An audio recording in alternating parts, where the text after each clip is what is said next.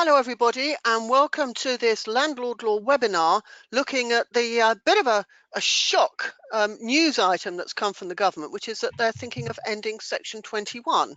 And I'm delighted to have as my guest David Smith, who perhaps knows more about this than anybody. So hello David. Hi. Just before we start with the talk, a couple of things. Firstly, if you've got any questions, if you could put them in the questions in the questions panel, and we will answer as many as we can. Secondly, we're going to start with David doing a talk, and we have got a presentation. I have loaded that up as a PDF. Short presentation. Short presentation. I have loaded that up as a handout in the download section of the GoToWebinar panel. So you don't have to take notes. Well, you can take notes, but you won't have to take notes of what the PowerPoint says, because you can download it and look at it at your leisure later. You'll also find there a PDF about our Landlord Law conference, which is due to take place on the 17th of May. And hopefully we'll be in a better position at that stage to inform delegates there. But anyway, take it away, David. Okay, wow, that's so easy. So let's if we could jump into my presentation, Tessa, that'd be great. Let's talk about Section 21 changes. Obviously, it's been a roller coaster ride. I should say immediately that the RLA actually has a new survey out looking at landlords' views about what's happening, and I urge everybody listening to this to fill it in. We launched it on the Thursday at 2 o'clock in the afternoon, just before the Easter weekend, and despite it being the hottest Easter weekend known to man, we had over 3,000 responses by Tuesday morning. So it's clearly a hot topic for people, but we need as many responses as possible, because we need to really understand as well as we can what the sector thinks. So if anyone hasn't filled it in, please do. Certainly the people who are listening to these kind of webinars are the engaged landlords we desperately need views from. So what has actually happened? Well, the first thing, of course, is that we had the longer tenancies consultation was ongoing. The housing court consultation is ongoing. The longer tenancies consultation, there has been a response to it. The housing court consultation, the response has yet to appear, although in practice, of course, we know what the response to both of those things is, because even before the longer tenancies consultation appeared and was made public, the government had already made its big announcement that it was going to get rid of Section 21.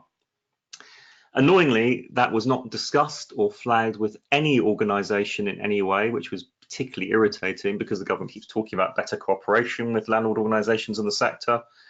And from looking at Twitter and things like that, it's patently obvious that the government has had this in train for some time. And we've been having meetings and chatting with them about various issues around this kind of thing. And they just didn't even suggest to us that there was something going on, which is kind of annoying, but that's life, I guess. That's politics at work. So we were first advised on this late on the Friday, the weekend just before Easter.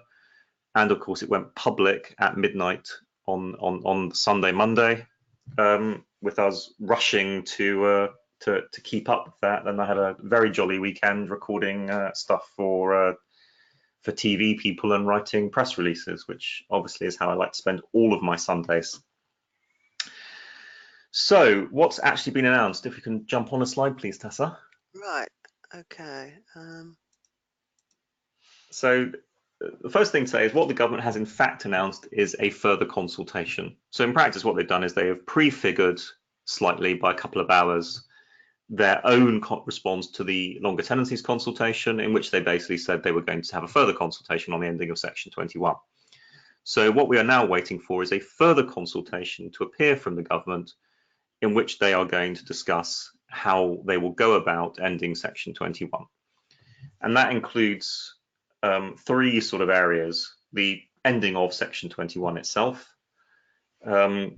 reform to the court process, and there's two or three areas of reform currently ongoing or proposed as part of this, and also reform to the various grounds for possession under Section 8 and potentially the whole Section 8 process altogether, in order to make all of this work, as it were, on the ground and in practice. And I should say, having already had meetings with government, they are pretty committed, from what I can see, to making this work on the ground in practice. They are alive to the risks posed by ending Section 21, and want to make sure that those risks don't come to pass. So they don't want bad things to happen. In summary, they want landlords to be here. They want those landlords to be letting to tenants of all types, and they're pretty keen to avoid any negative effects associated with that. So there is the consultation is likely to be fairly open access. It's likely to be fairly free form. My understanding, from what I've been told, is that there are very few fixed ideas at this stage. And so it's I'd be the first to say that not every government consultation falls into this category. It is a fairly open consultation, save for the fact that there is unlikely to be a great deal of discussion about whether or not ending Section 21 is the right thing to do. They are pretty committed to that, but how they go about it is something that's a bit more open for discussion. So if we can jump on to the next slide. Let's talk about court reform. What do they mean by that? Well, it's a bit unclear, to be honest with you. There are actually already court reform packages in place. So there is, in fact, two court reform programs already ongoing. So there is already an ongoing reform program planned for next year, for the early part of 2020, to the possession process, which involves basically taking the current PCOL, possession claims online service, rewriting it from scratch so it's not garbage, basically, and making it work effectively for all possession types. So not just what it does now, which is basically rent arrears, because it's actually adapted from a mortgage possession system. So making it work for all possession claim types and making that fully digital. So that's an ongoing reform package that's happening anyway, regardless of all of this. So the key question, of course, is further court reform part of that, or is there more? And my understanding is that there is more court reform planned, as well as a redoing of the possession claims online service and improving the digitization of it. And how that is going to look is unclear. It is likely to look very much like a housing court. Whether it will actually be a separate housing court is another matter, but it is likely to look very much like a specialist housing court with specialist judges, absolutely dedicated to dealing with housing matters, and some sort of bringing together of the existing county court and the tribunal, so that and also bits out of the magistrates court, so that we don't have different housing things heading off in different directions. So again, there's quite strong commitment to quite substantial court reform. Now, of course, there may be other reform possible, and it's not yet clear. And the particularly elephant in the room issue here, of course, is how much funding is available to do all of this. As always for these things, money is the issue. The Ministry of Justice doesn't really have any, and there is certainly a key question as to how much funding is likely to be available to make this better. And obviously, just simply genning up a new court without properly funding it is not really an answer. So there is some concern there about how much funding is going to be available. You can't just digitize stuff and say, oh, well, that will solve all of the problems. You can't just repackage the existing system as a new housing court and say that will solve all of our problems. Clearly, there needs to be some actual cash behind all of this. So that's a key question. I understand that the Justice Department has had the heaviest cuts under austerity than all of the departments. I mean, is that right from what you know? Yeah, the cuts are in the Ministry of Justice are very hard. They will continue to be quite hard potentially because it is not a ring-fenced department. So unlike things like education, which has and health, which have protected funding, the MOJ has no protected funding. But the irony of that is, of course, that the cuts there are actually the smallest achievable, because it's one of the least funded departments. Even with the legal aid budget, it's actually quite a small amount of money. If I could be forgiven a small amount of sarcasm, the cost of shipping Theresa May to Northern Ireland yesterday in terms of the security operation was probably more than the cost of the legal aid budget. Certainly the cost of a state visit for the US president in the summer, next summer I think it is, will be substantially more than the entire legal aid budget. So in a sense, It's not Mm. actually that much money, but of course, when one is cutting, it is an easy area to cut. Yeah. So that's a case that needs to be made, and that is a problem. One of the other areas for potential reform, and this is certainly an area that a lot of landlords complain about, is the bit after the possession claim has been made, and the county court bailiff system. Obviously, it's underfunded, creaking, pretty horrific.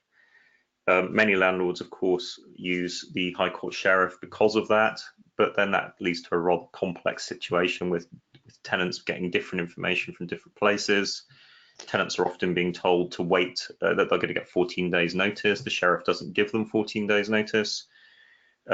So it's quite a messy scenario. Now, in fact, at the moment, the Civil Justice Council is already consulting on the county court bailiff and High Court enforcement officer, to give them their correct names, the sheriff as they used to be called, but the High Court enforcement officer as they actually are. They are consulting on how that process should work, and trying to unify them a bit more. Certainly one of the areas I've been pushing to the government is simply to privatise the county court bailiff system. The High Court enforcement officers, the sheriffs, are already privatised. There's no particular reason why you couldn't privatise county court bailiffs. That probably improve them automatically, because the administration would then be done in the private sector. It would probably be done better, and there'd be a substantial motivator, obviously, on the private organisations running the county court bailiffs to do a good job and to attract people to use their service. And if we could cut down the amount of time it took for a bailiff, that in and of itself, without changing anything else, would actually be quite a substantial improvement for many landlords, and would certainly lead to an automatic drop of several weeks, most likely, on most possession cases. And it would also, to some extent, remove some of the sting from the bad habit of local authorities of telling people to wait for the bailiff. It certainly wouldn't resolve the fact that they do it, which they shouldn't be doing. But if the bailiff was quicker, and so people weren't having to wait so long for that bailiff, that would certainly draw some of the sting out of that, and would be a substantial improvement. So I think that's a core area, and one that has already been emphasised to government, and we will keep pushing on. So the danger with court reform, of course, is you never quite know what you're going to get, and it could end up being pretty bad. And the history of court IT projects is not great. Whereas, for example, reforming the bailiff system theoretically is simpler and could lead to some pretty big wins. But there's quite a lot going on there, and actually the court reform element is potentially one of them, sort of quite a complex scenario, and plays out over a fairly extended period right through into 2020. So if we can just jump on again, Tessa, to Section 8 grounds. Yeah. So the initial announcement, the press release, talked about new grounds possession for moving back in, so landlord moving back into the property, and for selling the property. But of course, as many landlords will know, there is already a ground possession if you want to move back into your own home. It's ground one, but it's pretty complicated. So I think a more ambitious reform program would be better. And my understanding is the government is not in any way closed to a more ambitious reform program for Section 8 grounds. So, for example, there are a lot of weird traps and odd restrictions on some of the grounds possession. Ground one, for example, you can't use if you haven't told the tenant about it before the start of tenancy. The notice period on ground one is normally 2 months, but if you're taking your rent quarterly, it's actually a quarter. So there are lots of odd traps and restrictions. Some grounds possession can't be used if they're not mentioned in the tenancy agreement. So you can't actually use Section 8 ground 8 if you haven't got a clause in a forfeiture clause in your tenancy agreement that mentions it, which is one of the reasons why you should use a good quality tenancy agreement like the ones Tessa provides. Thank you. No problem. Quick plug there. So it's important there's all these little weird traps and restrictions sitting in the system. Ground 6, for example, for redevelopment is a really interesting ground and actually attractive to a lot of landlords who might buy older property and redevelop them. But actually you can't use ground 6 for redevelopment unless you owned the property before the tenancy began, or you acquired the money without spending any money on it. So acquired the property, without spending any money on it. So you didn't acquire it for money's worth. So in practice, it's useless to most landlords who might buy a property with a tenant in and then ask the tenant to leave and redevelop it. So there are lots of odd restrictions that are actually hampering the market in ways that are not terribly productive. So a lot of those traps and restrictions could potentially disappear, and that would be quite a positive outcome. One of the areas that I'm particularly interested in is whether there's a better structure available for rent arrears. So, for example, one of the possibilities that was kindly suggested to me by someone who zapped me an email almost immediately after this was announced, someone was thinking hard, was to suggest that, for example, Ground 8 might change from being 2 months rent arrears to 1 month's rent arrears, but with a longer notice period, like 4 or 5 weeks instead of 2 weeks. Now, obviously, from the landlord's position, the net effect is the same, but of course, it gives a tenant potentially more opportunity to resolve the situation, having been given a warning. But because it's still a mandatory ground of possession, if they don't resolve the situation within the time limit allowed, then the situation tends to go in one direction pretty quickly.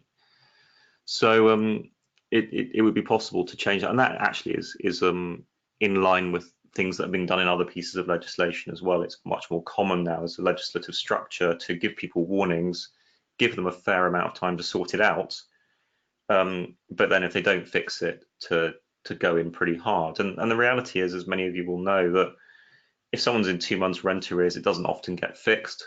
In practice, giving them 14 days notice of 2 months rent arrears is unlikely to lead to fixing of 2 months rent arrears within 14 days. It's not hugely realistic that that's going to get sorted.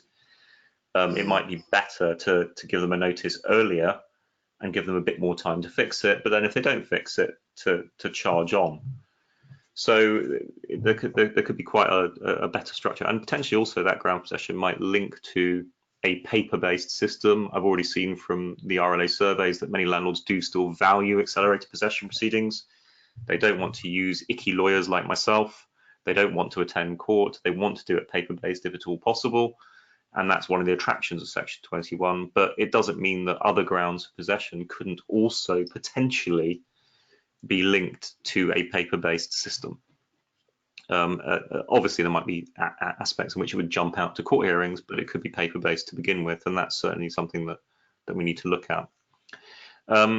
There's the antisocial behaviour situation. This is obviously a big complaint for a lot of landlords. A lot of Section 21s were actually used for ASB, and the problem with ASB at the moment is Ground 14 is discretionary. Courts are pretty reluctant to give possession, and the other antisocial behaviour ground 7 big A, relies on the person already having been prosecuted for a serious offence. So basically, your tenant has to assault you first and be prosecuted for the assault before you can throw them out, which seems a bit of an unnecessary level of abuse to inflict on landlords who want their tenants out.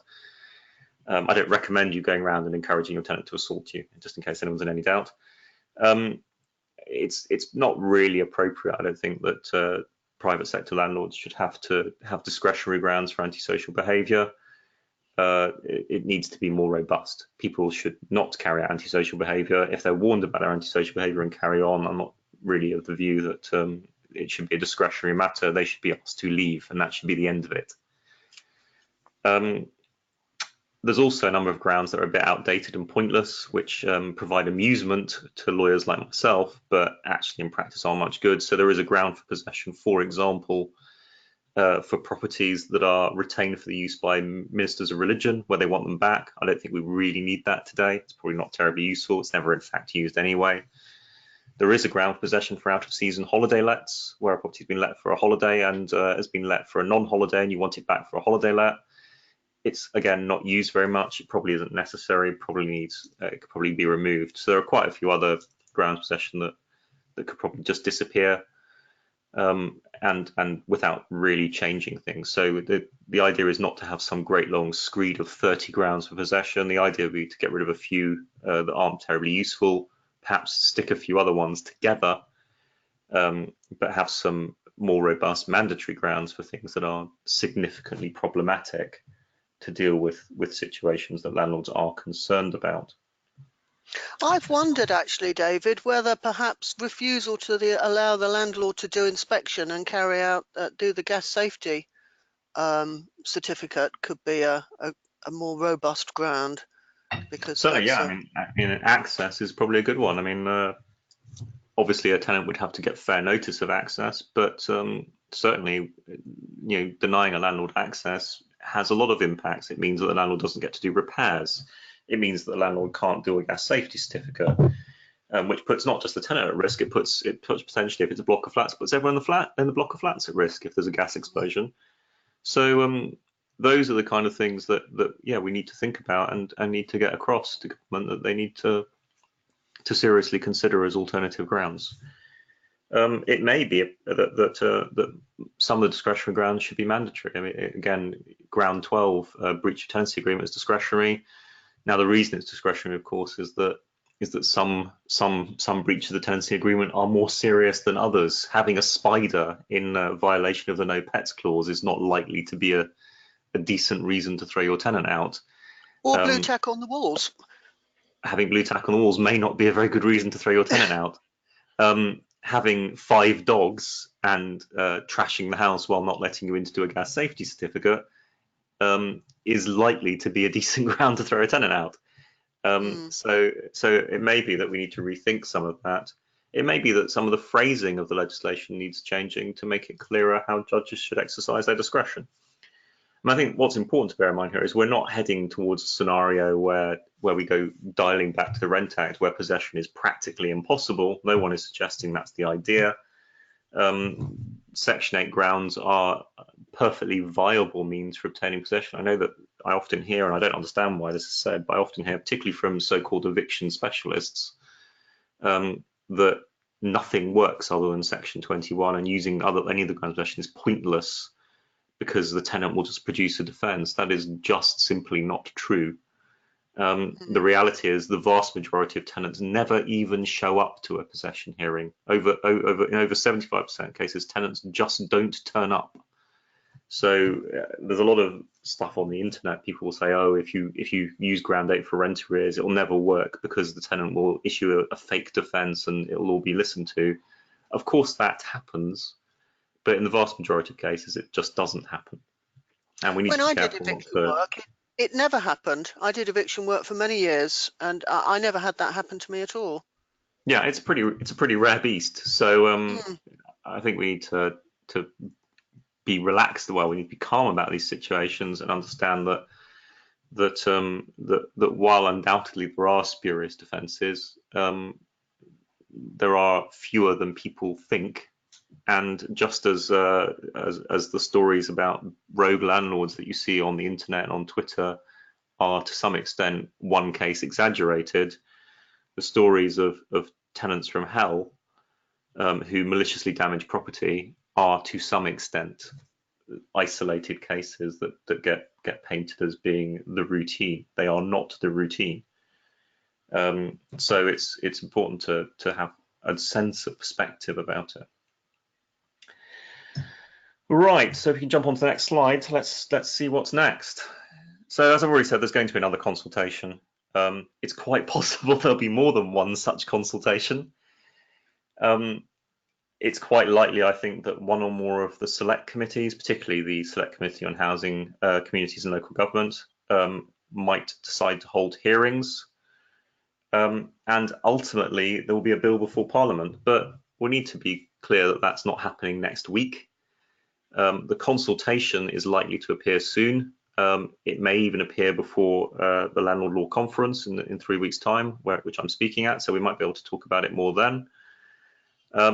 But a parliamentary bill is not likely to appear before, at best, at the end of this year, I wouldn't have thought, and it's going to be before Parliament for quite some period of time. And of course, we should bear in mind that Brexit might get in the way. Technically, the government isn't really supposed to put any bills before Parliament at the moment because they haven't had a Queen's speech. And no one knows if we're going to have a Queen's speech, when we might have a Queen's speech, or any of those scenarios. We just don't know. And the timeline that the government is aiming for is late 2020. Obviously, there'll be a drive to get this done before the next election, and one should not ignore that there is a political aspect to this. And the objective of the government, of course, is to attract tenant votes, which they feel that they are losing to the Labour Party. And so it is likely that some of this will be coming into play before the putative 2021 election.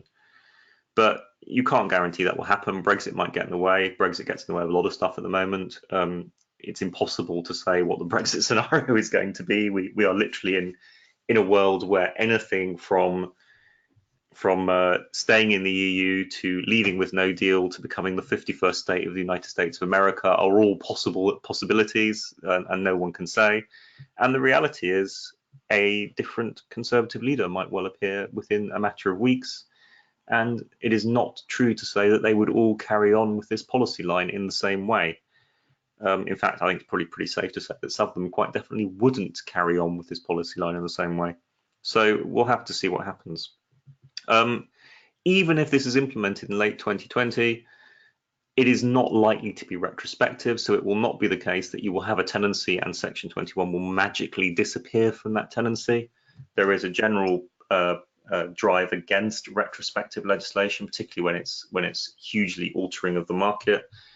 I see no indication that will be different here. The most likely scenario, if we were to make it partially retrospective, would be something along the lines of where your tenancy is renewed or is a new tenancy, then Section 21 will not be available. And then after 3 or 4 years, there might be a cut-off where it will become retrospectively applicable to lots of other tenancies. Well, or to every other tenancy. As happened with the Deregulation Act. Yeah, so the Deregulation Act model, that is a possibility. But it's not the case that at some point in 2020 that a whole host of tenancies will have Section 21 stolen from them. I don't see that happening at all. So there's still quite a long road to travel here. So last slide. Some problems and possibilities. Well, clearly there's a trust problem.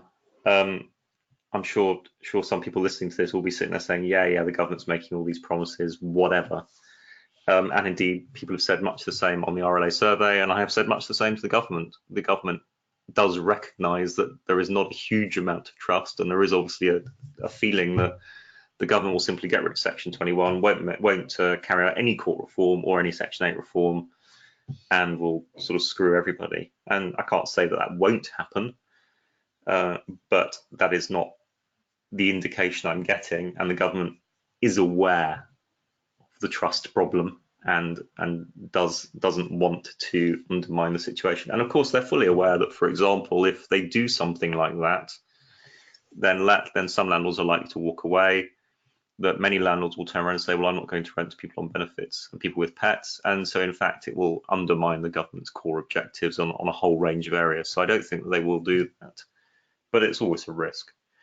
There are problems with genuine shorter tenancies. The student let market is a problem. Obviously, we've seen something like this happen in Scotland, and one of the problems there has tended to be that the student let market is being undermined because, of course, people who are letting to students can't rely on those students leaving, so that they can't let to further students on the next student year, and that would be quite damaging, and actually more damaging in England than in Scotland, because there are a number of university areas where the private rented sector pretty much is student housing, and there ain't no one else in the business.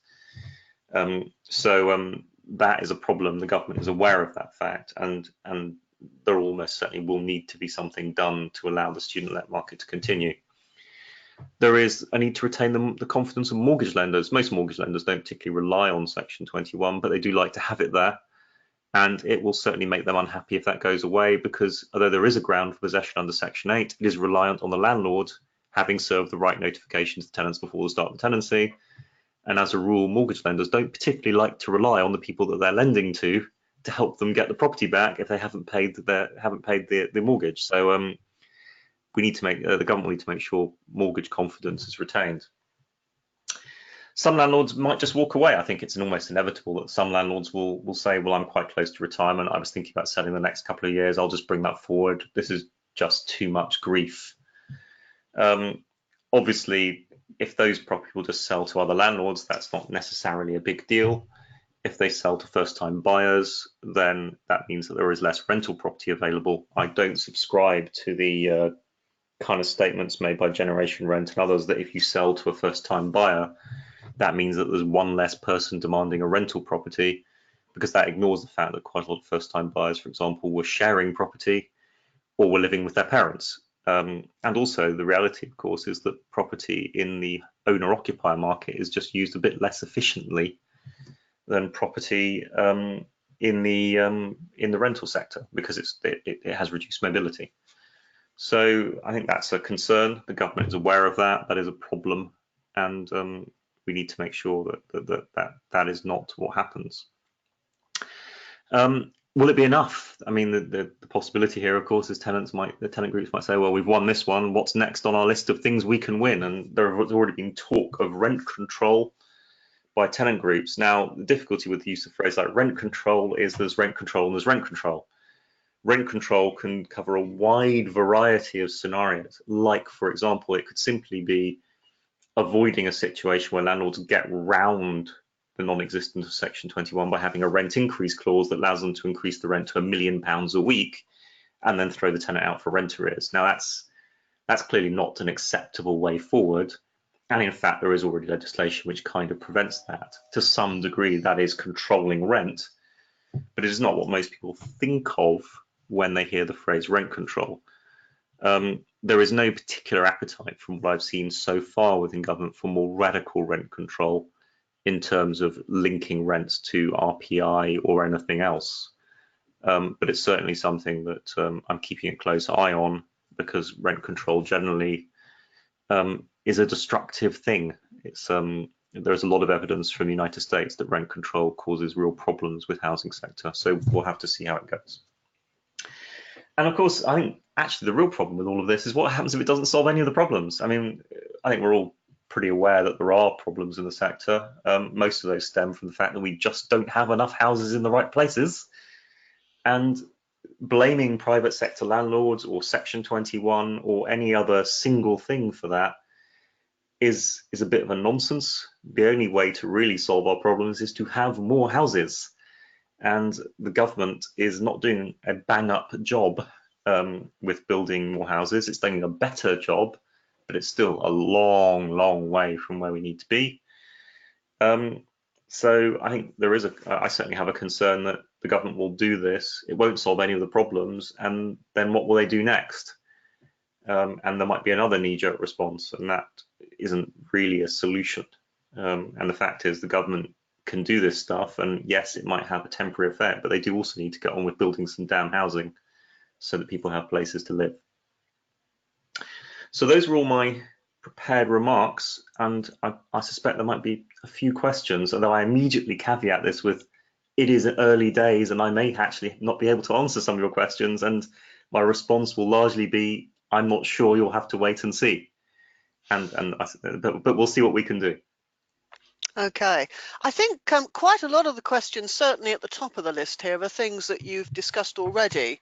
So Christopher has said, is it fair to assume that the procedure for increasing rents will be the same as that for assured tenancies? Do you have any comments on that? I think the government is likely to retain something along the lines of the Section 13 process, yes. Whether it also allows people to have rent increase clauses pre-agreed, provided they're not excessive, I'm not sure. They're not going to start messing around with legislation they can avoid messing around with, which happens to work relatively well. So yeah, I think rent increases won't change much. Michael says, do the government proposals include any provision for rent controls? And you sort of answered that really, which is sort of basically no, that you're aware of.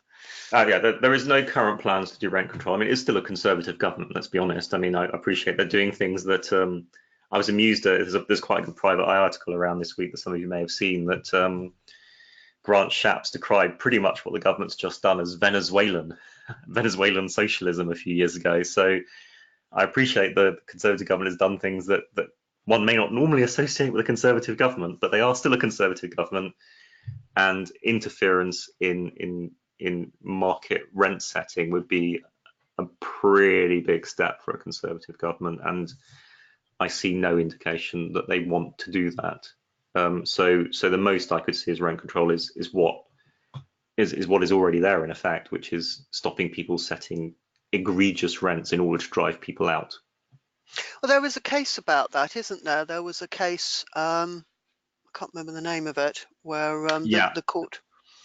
There is a case where a court ruled a clause that basically increased the rent to £100,000 a month, basically at the end of the fixed term, was a sham clause. It was a device to avoid Yeah, compliance with the. I think that was an assured tenancy though, so yeah, they it was a couldn't. fully assured tenancy. But then again, that's kind of what we're moving to. So so yeah, you won't. There is already case law that will prevent that, and in a sense, that is rent control. I mean, equally, Section 13 is in a sense rent control in that the first tier tribunal is looking at rents and saying these are above the average market level and therefore they are excessive.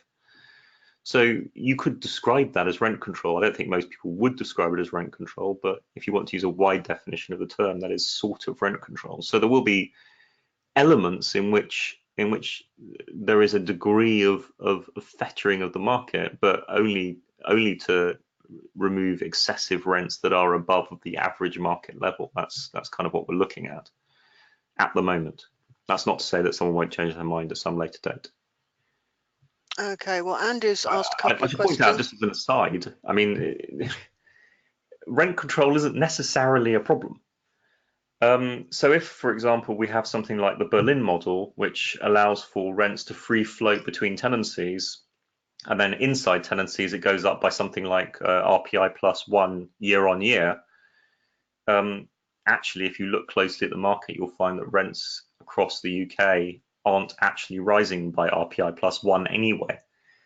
So in practice, you often find that the kind of third gen rent control model that's normally talked about in places like Berlin, what it actually does is, in a sense, it drags rents up slightly and means that they tend to move upwards on a pretty steady trajectory. So what you tend to move from is the situation we tend to have in the UK, where rents are a bit unstable and jump up at random. Well, not at random, but they jump up and down quite quickly, to a more steady progression of rent. But actually the net effect over say 5 to 10 years is that rents rise by approximately the same amount as they would have risen anyway. So it's not immediately the case that all types of rent control are necessarily bad. It just depends what type of rent control you're talking about. And so a lot of landlords tend to think of rent control as in what's called first generation rent control, which is Rent Act 1977 type stuff, which would be bad. I hasten to add that would be a major problem. But third or fourth generation rent control, which is a rather different beast and is more about rent stability, is not necessarily such a big problem. It's a more subtle question. Yeah. Well, we've had a couple of questions from Andy, who asked about the process for recovery under Section 8, and he feels that it's currently hopeless because it takes such a long time. And he also refers to the situation in Scotland, where there are 18 grounds available to landlords to secure a definite recovery. And he wonders if that's likely to happen in England. I think you've already mentioned that, really, haven't you? Yeah, I mean, inevitably the grounds possession are going to be recut, and certainly what's been done in Scotland will be an interesting model. There are things about it that don't apply here. There are probably lessons to be learned from what has gone well and not so well in Scotland. And yeah, obviously the difficulty at the moment is the courts are too slow, and that is recognised. And I think, I mean, court reform was on the cards regardless of doing this anyway. And this has simply increased the pressure for court reform. I don't think the government is going to ignore that. The difficulty, of course, as I've already said, is reform costs money, and that will be a concern. We've got some questions about people's concerns about their ability to increase the rent with Section 21 disappearing, and questions about what mechanisms there will be for increasing rents. We've also had several questions here from student landlords who are really concerned about ensuring that the students move out at the end of the academic year, which you've already discussed, but there's obviously a lot of concern about that.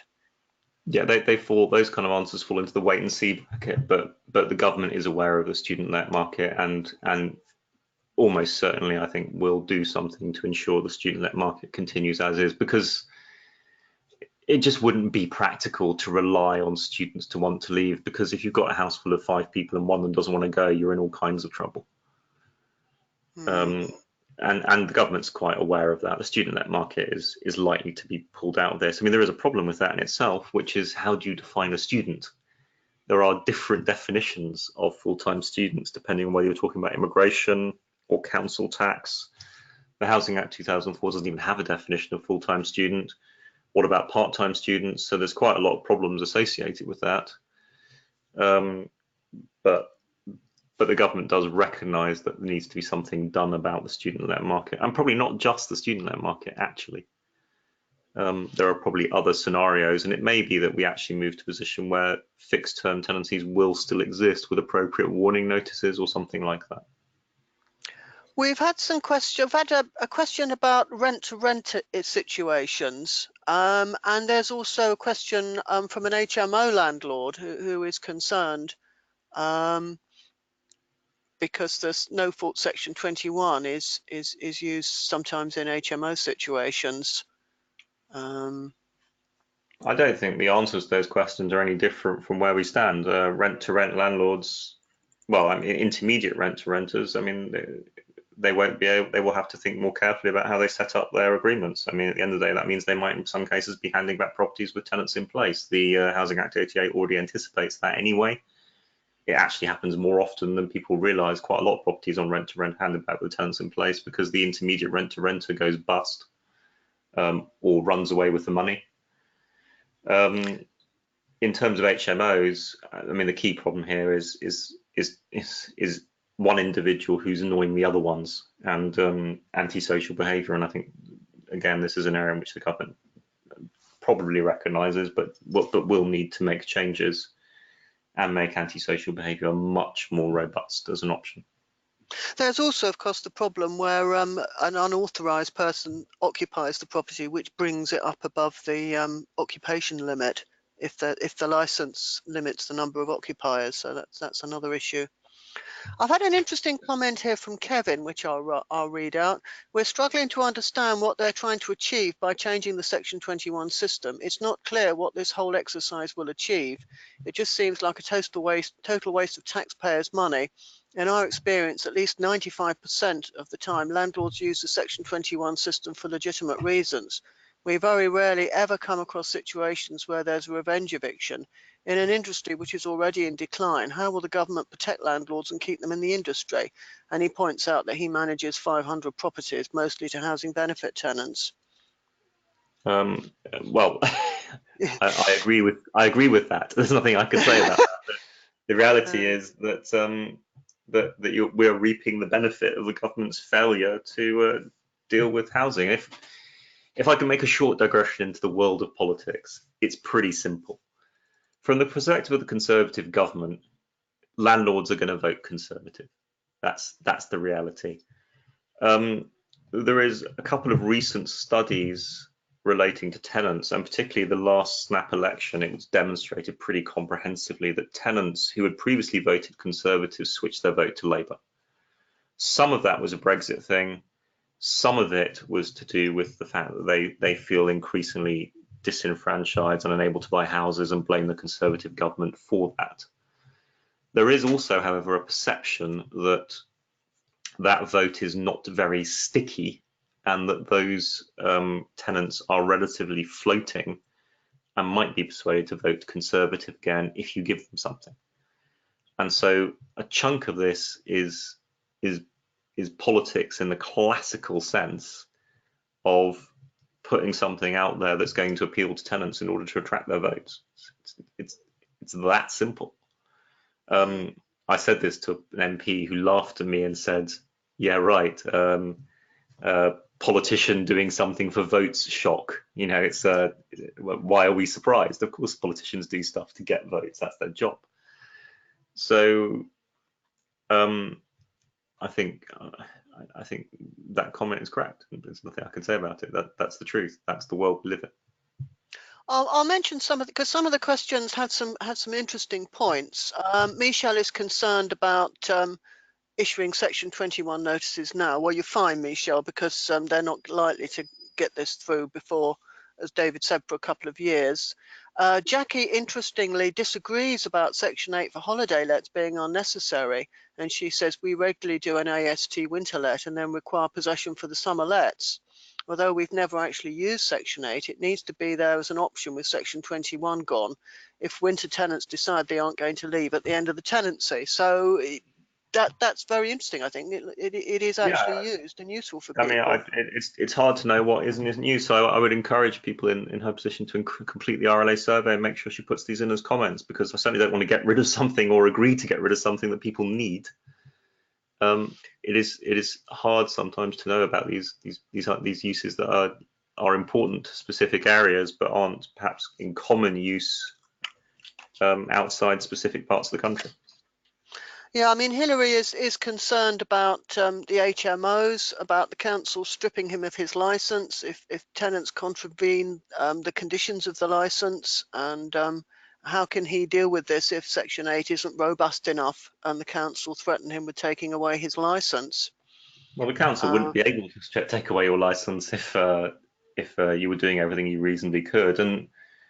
And again, I think a lot of the answer to all these questions is people are now panicking a little bit, which is understandable, but for reasons that they are worrying about in their own minds. There is no suggestion from the government they are not going to reform Section 8. There is no suggestion from the government they're not going to make Section 8 more robust. In fact, they've said precisely the opposite. They intend to make it more robust. We've had a question from Gabriella, who is concerned about the practice of tenants in paying off the rent arrears shortly before a Section 8 hearing, which means that the landlord is unable to get possession and then immediately falling into rent arrears after that. And I have to say, in the past, I've known that happen. It does happen. I would disagree that it's a common scenario. But then the government's response to that, to some extent, will be, what are you complaining about? You've got your money. I think part of the issue here, which I haven't really talked about, is about the Homelessness Reduction Act. Of course, one of the areas that is a problem here is that local authorities are supposed to be dealing with tenants at a much earlier stage, including when they start to fall into rent arrears, and assisting them in maintaining their tenancies. And the fact is that local authorities aren't doing that. They say it's because they haven't got the money. That's a dispute between local authorities and government, which I'm not terribly interested in personally. But the reality is local authorities aren't doing what they're supposed to do under the Homeless Reduction Act. That is a point that's been made to government, and they are already starting to try and think about how to do that better. There is, in fact, a series of ongoing select committee hearings discussing this problem at the moment. So I think the first step to some of this will be local authorities and universal credit improving, and local authorities dealing with the Homelessness Reduction Act better and trying to help tenants maintain their tenancies. I think in practice for most landlords, it would be much better if tenants maintained their tenancies and were assisted to do so. And we could avoid all of this evicting stuff as often as possible. Kim has go on, sorry. Kim's raised the point about the question of proof. Because she says if you are serving a Section 8 notice to evict a tenant, for example, because they're keeping a dog in contravention of their tenancy agreement, there is the problem of how do you prove this? And it makes the whole proceedings more expensive and difficult. I mean, I don't know whether maybe there should be a reversal of the standard of proof in certain cases. I don't think there's going to be a reversal of standard of proof. I think sometimes people get a bit over the top about proof. We should bear in mind that these are civil proceedings, and the burden of proof is only reasonable belief. It's not the criminal standard of proof, it's the civil standard of proof. So basically 50-50 is enough. If you're talking about evidence of a dog, then pictures of the dog in the property would be sufficient. The neighbours saying they've seen a dog would be enough. A landlord saying they've seen a dog would be enough. These are not often not as hard to prove as many people think. But yes, I agree. There is a risk that proceedings will be more complicated and more expensive, and that, of course, is why there needs to be court reform and preferably more digital stuff, so that people can handle more of this themselves without necessarily having to spend money on lawyers, and that hearings charged through in the majority of cases relatively quickly.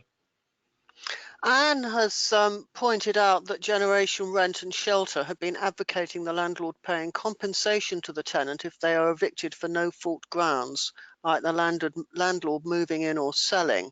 And she wonders They have indeed. She wonders how likely this is to find favour with the government. Good question. Not very from what I've seen so far, but I can't say it won't. I don't think it's hugely likely to find favour, no. Okay. I think a more likely scenario is that, for example, if you're selling, what you won't be able to do is sign a tenancy with a tenant this week and sell next week. There will almost certainly be a minimum time period that the tenant's entitled to remain in the property. It may be that if you're selling, the notice period will be longer. But I think it's improbable that the Gen Rent compensation plan will get far. Bianca has asked what reason the government have given for ending the Section 21 process, and Tracy has asked if there is actually a genuine need for longer tenancies, saying that she has 3 properties and offered longer tenancies, and over 15 years no one has ever asked for more than 6 months initially, even though she's offered them. So that's just making the points, really.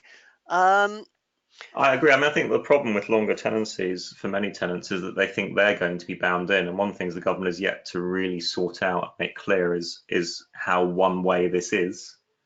Whether tenants are going to be bound in for a minimum period, what notice period tenants are going to have to give if they want to leave. These are all key things that actually, again, I would encourage landlords to complete surveys and give their views on, because these are all areas that are up for discussion. Obviously, in Scotland, tenants are getting longer tenancies, but they can walk away whenever they want. So there is a balance question that needs to be there. How much tenants need longer tenancies? I don't know. Is the short answer. They think they need them. So I can't. And the government has accepted that argument. I think it probably depends a bit on where you are in the country and who you're letting to. It is clearly the case that there are more families living with young children or even older children in rental property. And I think they probably, while they may not ask for a longer tenancy, they feel the insecurity, even if they would in practice be offered 6-month tenancy after 6-month tenancy. There is certainly a perception of insecurity which needs to be addressed. And I think we need to be realistic about this. I mean, the UK has the least secure tenancy system in Europe at the current time. You know, I appreciate for many landlords that's what keeps them interested and keeps them investing, and the PRS is bigger here. But I'm not sure that it's true to say that increasing tenant security is an immediate disaster, provided that there are justifiable and effective means for landlords to get possession where they need it. We've had a different Tracy has asked if you can foresee an accelerated procedure still being available. For example, where the ground being relied on is sale or the landlord wishing to move back in.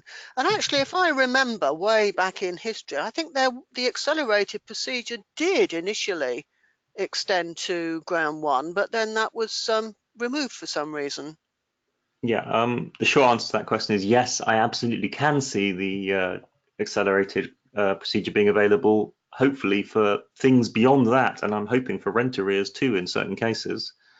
And certainly that is one of the things that will be being pushed for, because yes, absolutely, landlords shouldn't have to go to court in every case. Landlords shouldn't have to employ lawyers. Obviously, I think they should, but clearly they shouldn't have to employ lawyers in every case.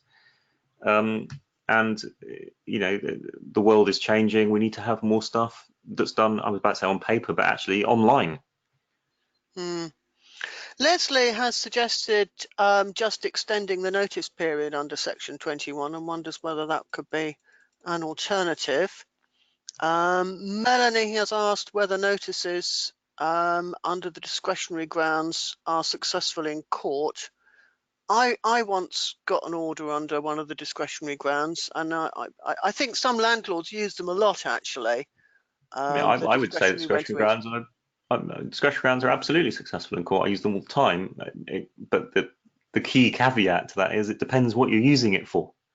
Mm. So, for example, I have used discretionary grounds possession in lots of cases where properties were licensed and were HMOs, and the tenant was overcrowding the property in breach of a clause that said don't overcrowd the property and put more people in than the license allows, and that was discretionary. But clearly, a judge isn't going to put a landlord in a place where they are committing a criminal offence. So, how long is a piece of string is kind of the answer to that. So longer notice under Section 21, I think unlikely at this stage, because the reality is what the government's not interested in is not just the notice period, but is also interested in the perception of constant insecurity. I mean, we should bear in mind that when Section 21 was introduced, there was an assumption that most people would be on longer term tenancies, that most people would be on fully assured tenancies, not assured short hold tenancies, and that people would serve Section 21s, then act on them, not that people would serve a Section 21 and leave it out there for a long period, or that people would be on constant 6-month or 1-year tenancies. That was absolutely not how the 88 Act was designed. That is absolutely not what was intended. And we should bear in mind that this legislation is 30 years old in January. It was introduced in January 1989. That's when it came into effect. It is now 30 years old. And I think, again, we need to be realistic. It's absolutely right that 30-year-old pieces of legislation are looked at closely, and we consider whether they work properly for the current market. And the 88 Act has never worked properly, actually, for the market. It was intended. It is created. It was intended to create a totally different market from the one that it did in fact create. So it is a perfect example of unintended consequences of legislation. Nobody intended to create a private rented sector out of the 88 Act. No one intended that there would be letting agents on every street corner, because there weren't any in 1988. They didn't exist. They were few and far between. Yeah, it's the way it goes. You can never tell what's going to happen. We've got a few more questions here. I think actually just making the points, actually. One person here has made the point about CCJs, and I don't know whether you could take back to government that maybe landlords That is would a like. point I made to government yesterday. I'm pleased to say, because someone else mentioned CCJs to me a couple of days ago, and it was a point I made yesterday that yes, absolutely, it's ridiculous that if I take a debt claim against a tenant and they don't pay me and I get a judgment, there's immediately a CCJ. But if I take a rent arrears possession claim, there isn't one. And this point was made yesterday. David has asked if there's a risk that advice to tenants to defend Section 8 Ground 8 with disrepair claims will increase if we don't have Section 21, and whether that will become the focus of CAB shelter and council advisors, which I'm sure a lot of landlords are really worried about. Do you have a view on that? I think, again, people over-perceive this. The reality is that all of these people are bound by codes of ethics. You can't tell somebody to defend something on the basis of something that doesn't exist. The majority of cases I have seen where a tenant has defended on the basis of disrepair was because there was disrepair.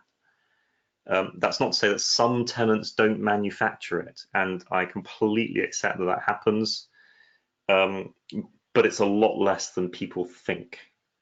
I think that, but yes, it's clearly a problem that those people do need to be dealt with, and undoubtedly there needs to be a discussion about that, and that is one of the issues that we're trying to think of solutions to and discuss with government for sure. Two more questions for you, David, and then I think we'll close down.